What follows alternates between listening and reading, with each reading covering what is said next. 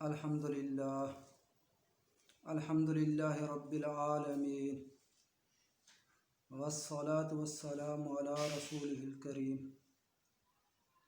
اما بعد فإن خیر الحدیث کتاب اللہ وخیر الهدی هدی محمد صلی اللہ علیہ وسلم وشر الامور محدثاتها وكل محدثة بدعة وكل بدعة ضلالة وكل ضلالة في النار فأعوذ بالله من الشيطان الرجيم بسم الله الرحمن الرحيم قال الله تعالى في القرآن المجيد والفرقان الحميد بسم الله الرحمن الرحيم وَلَقَدْ آتَيْنَا لُقْمَانَ الْحِكْمَةَ أَنِ الشُّكْرُ لِلَّهِ وَمَنْ يَشْكُرْ فَإِنَّمَا يَشْكُرُ لِنَفْسِهِ وَمَنْ كَفَرَ فَإِنَّ اللَّهَ غَنِيٌّ حَمِيدٌ وَإِذْ قَالَ لُقْمَانُ لِابْنِهِ وَهُوَ يُعِظُّهُ يَا بُنَيَّ لَا تُشْرِكْ بِاللَّهِ إِنَّ الشِّرْكَ لَظُلْمٌ عَظِيمٌ ووصينا الإنسان بوالديه حملته أمه وهنا على وهن وفصاله في عامين أن الشكر لي ولوالديك إلى المصير وإن جاهدك على أن تشرك به ما ليس لك به علم ولا فلا تطعهما وصاحبهما في الدنيا معروفا واتبع سبيل من أناب إلي ثم إلى مرجعكم فأنبئكم بما كنتم تعملون يا بني إنها إن تك مثقال حبة من خردل فتكن في صخرة أو في السماوات أو في الأرض يأتي بها الله إن الله لطيف خبير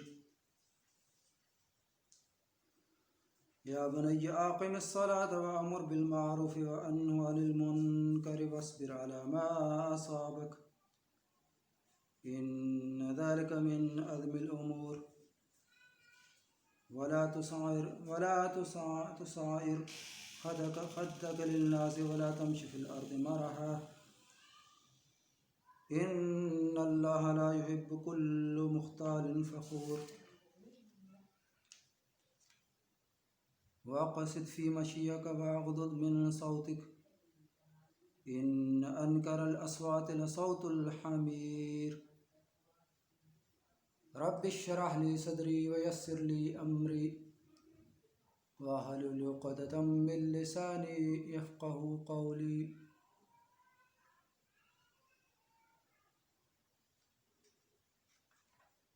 آج میں سورہ لقمان کے دوسرے رکوع کی تفسیر و تشریح کروں گا انشاءاللہ۔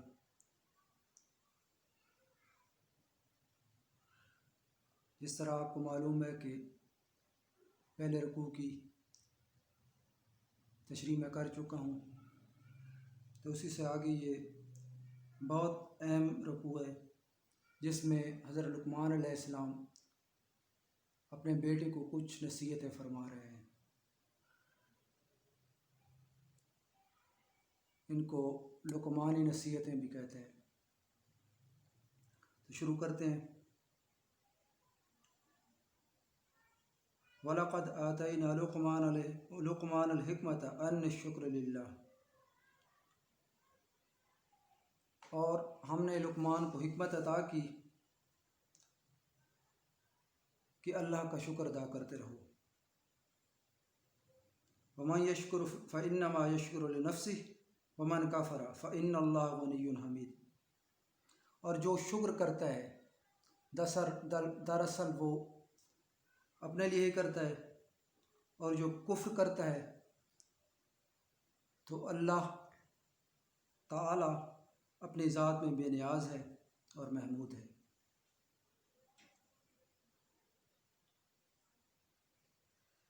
یہاں حضرت لقمان علیہ السلام کی حکمت کے بارے میں ذکر ہے، تو آپ کو کچھ معلوم بھی ہوگا کہ حضرت لقمان علیہ السلام کی دانائی اور حکمت بہت مشہور تھی، اور وہ اپنے وقت کے اپنے دور کے دانا بزرگ جانے جاتے تھے۔ تو انہوں نے کچھ نصیحتیں فرمائیں اپنے بیٹے کو، اور یہاں شکر کے بارے میں آیا ہے۔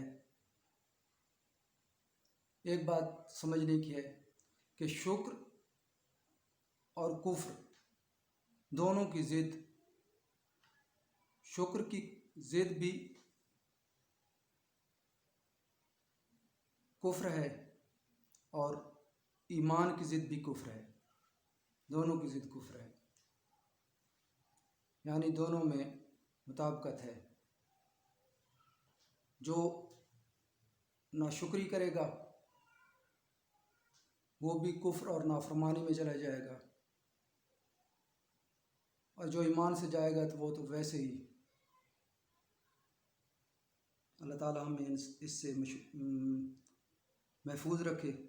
ایک اور آیت میں بھی شکر کے بارے میں آتا ہے کہ شکر کرو تو اللہ تعالیٰ تمہیں زیادہ دے گا، اور ناشکری کرو گے تو اللہ تعالیٰ غالب ہے،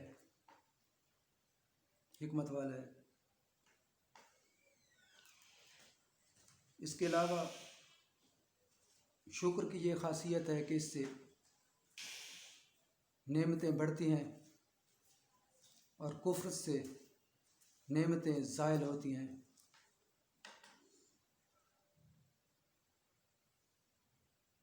اب یہاں سے حضرت لقمان علیہ السلام نصیحتیں شروع کر رہے ہیں اپنے بیٹے کو،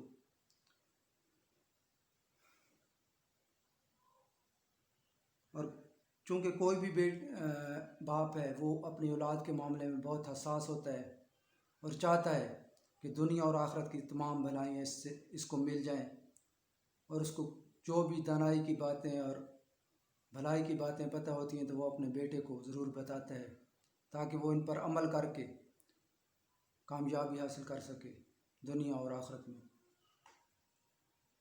وَإِذْ قَالَ لُقْمَانُ لِابْنِهِ وَهُوَ يَعِظُهُ يَا بُنَيَّ لَا تُشْرِكْ بِاللَّهِ إِنَّ الشِّرْكَ لَظُلْمٌ عَظِيمٌ۔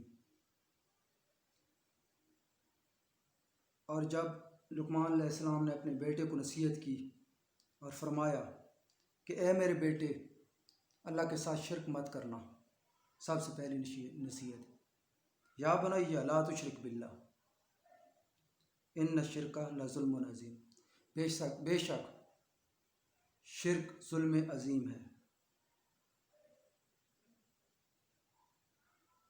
پہلے بھی میں شرک کے بارے میں بتا چکا ہوں۔ شرک وہ گناہ ہے کہ اللہ تعالیٰ نے فرمایا ہے کہ سب گناہوں کو بخش دوں گا، لیکن شرک کو معاف ہرگز نہیں کروں گا۔ اور ایک اور آیت بھی آتی ہے اس کے بارے میں، وَمَن يُشْرِكْ بِاللَّهِ فَقَدْ حَرَّمَ اللَّهُ عَلَيْهِ بِالْجَنَّةِ، کہ جو اللہ کے ساتھ شریک کرے گا کسی کو تو اللہ تعالیٰ اس پر جنت کو حرام کر دیں گے، جنت کی خوشبو تک وہ پا نہ سکے گا۔ اسی طرح ایک آیت آئی ہے سورہ الانعام میں، ایک آیت آتی ہے کہ جو لوگ ایمان لائے اور پھر ایمان کے ساتھ ظلم کو شامل کیا، تو جب ایک حدیث ہے حضرت عبداللہ بن مسعود سے روایت ہے، جب انہوں نے سب صحابہ نے یہ آیت سنی تو وہ بہت پریشان ہو گئے اور فرمانے لگے کہ یا رسول اللہ صلی اللہ علیہ وسلم، ہم میں سے کون ہے جو گناہ نہیں کرتا؟ تو رسول اللہ صلی اللہ علیہ وسلم نے فرمایا کہ آپ پریشان نہ ہوں، یہ جو آیت ہے یہ ہر گناہ کے لیے نہیں آئی، بلکہ شرک کے لیے اتری ہے، یعنی شرک بہت بڑا گناہ ہے، اور پہلی جو وصیت ہے حضرت لقمان علیہ السلام کی، وہ بھی یہی ہے کہ اے میرے بیٹے شرک سے خود کو بچانا۔ اب ہمیں شرک کی اقسام کا پتہ بھی نہیں ہوتا، شرک ہے کیا، پھر ہم اپنی لا علمی میں وہ کر بیٹھتے ہیں۔ توحید کی ضد شرک ہے، اور شرک کی 3 اقسام ہیں: شرک فی الذات، شرک فی الصفات، اور شرک فی الربوبیت۔ اب ذات میں تو کوئی شرک نہیں کرتا، لیکن جو شرک اکثر ہو جاتا ہے اکثر وہ صفات میں ہے کہ آپ کسی کو رب تو نہیں مانتے، لیکن اپنی کم علمی کی وجہ سے، قرآن فہمی نہ ہونے کی وجہ سے، قرآن و سنت سے تعلق نہ ہونے کی وجہ سے، صفات میں شرک یہ ہے کہ آپ کسی کو اولاد دینے والا مان لیں، آپ کسی میں وہ صفات لے آئیں کہ جو اللہ وحدہ لا شریک کی ہیں، بیٹے دیتا ہے، بیٹیاں دیتا ہے، رزق دیتا ہے، یہ سب اس کی صفات ہیں۔ جب یہ آپ کسی اور سے منسوب کریں گے تو یہ شرک فی الصفات ہو جائے گا۔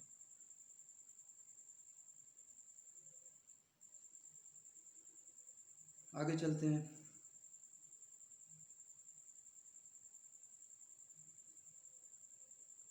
وَوَصَّيْنَا الْإِنسَانَ بِوَالِدَيْهِ حَمَلَتْهُ أُمُّهُ وَهْنًا عَلَى وَهْنٍ وَفِصَالُهُ فِي عَامَيْنِ أَنِ اشْكُرْ لِي وَلِوَالِدَيْكَ إِلَى الْمَصِيرِ۔ اور ہم نے انسان کو اپنے والدین سے حسن سلوک کا حکم دیا کہ ایک ماں ہوتی ہے، کمزوری سے سہتی ہے، اس کے وزن کو پیٹ میں 9 مہینے اٹھائے رکھتی ہے۔ وَفِصَالُهُ فِي عَامَيْنِ، پھر 2 سال اس کے دودھ چھڑانے میں لگتے ہیں۔ أَنِ اشْكُرْ لِي وَلِوَالِدَيْكَ، میرا شکر ادا کرو اور اپنے والدین کا۔ اور بھی کتنی جگہ پہ آیا ہے، اللہ تعالیٰ نے فرمایا کہ والدین کی نافرمانی میری نافرمانی ہے۔ حدیث میں بھی آتا ہے، حدیث قدسیہ میں بھی آتا ہے، میرا شکر ادا کرو اپنے والدین کا، اور تمہیں لوٹنا میرے ہی جانب ہے۔ وَإِلَيْكَ الْمَصِيرُ، إِلَى الْمَصِيرُ، اور میرے پاس ہی آپ کو لوٹنا ہے۔ وَإِنْ جَاهَدَكَ عَلَىٰ أَن تُشْرِكَ بِي مَا لَيْسَ لَكَ بِهِ عِلْمٌ فَلَا تُطِعْهُمَا وَصَاحِبْهُمَا فِي الدُّنْيَا مَعْرُوفًا وَاتَّبِعْ سَبِيلَ مَنْ أَنَابَ إِلَىٰ ثُمَّ إِلَىٰ مَرْجِعِكُمْ فَأُنَبِّئُكُم بِمَا كُنتُمْ تَعْمَلُونَ۔ اور اگر وہ تم پر دباؤ ڈالتے ہیں اور تمہیں شرک کرنے پر مجبور کرتے ہیں بغیر علم کے، جس کے متعلق وہ جانتے بھی نہیں، فَلَا تُطِعْهُمَا، تو اس میں آپ ان کی اطاعت نہ کریں، بلکہ ہرگز ہی نہ کریں۔ وَصَاحِبْهُمَا فِي الدُّنْيَا مَعْرُوفًا، اور دنیا کی زندگی میں ان سے حسن سلوک سے پیش آئیں۔ وَاتَّبِعْ سَبِيلَ مَنْ أَنَابَ إِلَىٰ ثُمَّ إِلَىٰ مَرْجِعِكُمْ، مگر اتباع اور اطاعت اس شخص کی راہ کی کرنا جس نے میری طرف رجوع کیا، پھر تمہیں میرے پاس ہی لوٹ کر آنا ہے تو میں تمہیں بتا دوں گا جو کچھ تم کیا کرتے ہو۔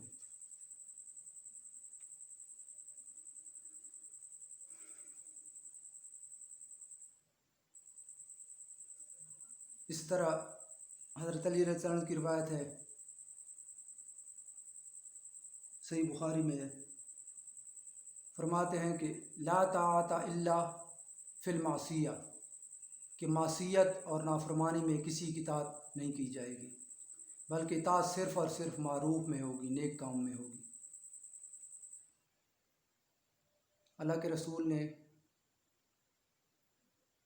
کسی بھی برے کام میں اطاعت کو منسوخ کر دیا۔ امیر کی اطاعت بھی اس شرط میں ہوگی کہ وہ نیکی کا حکم دے گا قرآن و سنت کے مطابق، تو وہ آپ مان سکتے ہیں۔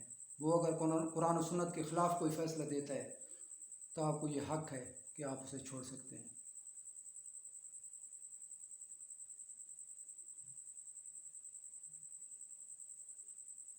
یا بنی انہا ان تک مثقال حبۃ من خردل فتکن فی صخرۃ او فی السماوات او فی الارض یاتی بها اللہ ان اللہ لطیف خبیر۔ اے میرے بیٹے، اگر تمہارے اعمال رائی کے دانے کے برابر بھی ہوں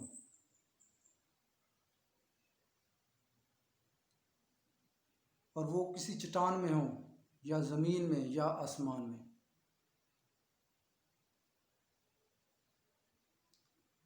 تو اللہ اسے نکال لے آئے گا، کیونکہ اللہ تعالیٰ ان اللہ لطیف خبیر باریک بھی ہے اور خبر رکھنے والا ہے۔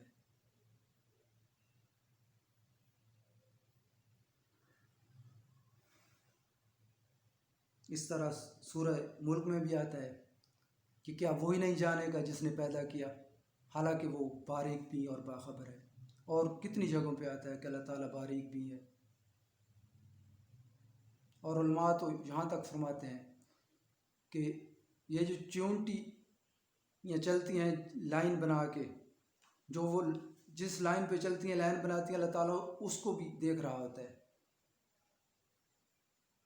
وہ تو نیتوں کو بھی جانتا ہے۔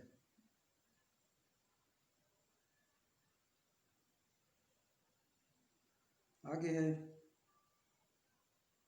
اگلی نصیحت فرما رہے ہیں حضرت لقمان علیہ السلام اپنے بیٹے کو۔ یا بنی اقم الصلاۃ وامر بالمعروف وانہا عن المنکر واصبر علی ما اصابک ان ذلک من عزم الامور۔ کہ میرے بیٹے، نماز پڑھو اور نیکی کا حکم دو اور برائی سے منع کرو۔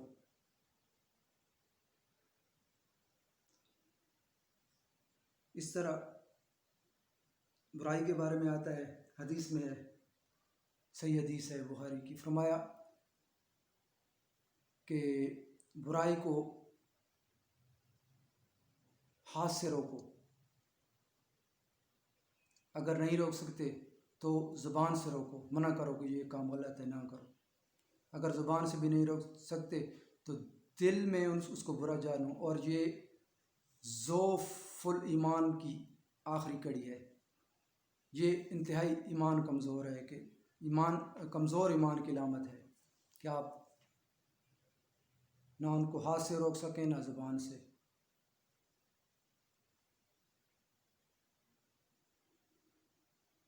اے میرے بیٹے، نماز قائم کرو اور حکم دو نیکی کا اور برائی سے روکو۔ واصبر علی ما اصابک، اور اس بات پر جو بھی تکلیفیں مصائب تمہیں پیش آئیں اس پر صبر کرو۔ ایک بات سمجھ لیجیے، اور وہ یہ ہے کہ جب بھی آپ حق بات بیان کریں گے تو آپ کے سامنے رکاوٹیں ضرور آئیں گی۔ یہ ہو ہی نہیں سکتا، وہ حق ہو ہی نہیں سکتا جس کو بیان کرنے میں آپ کو تکالیف اور مصائب کا سامنا نہ کرنا پڑے۔ اسی طرح سورہ عصر میں بھی آتا ہے کہ وَتَوَاصَوْا بِالْحَقِّ وَتَوَاصَوْا بِالصَّبْرِ، کہ حق کی تلقین کرو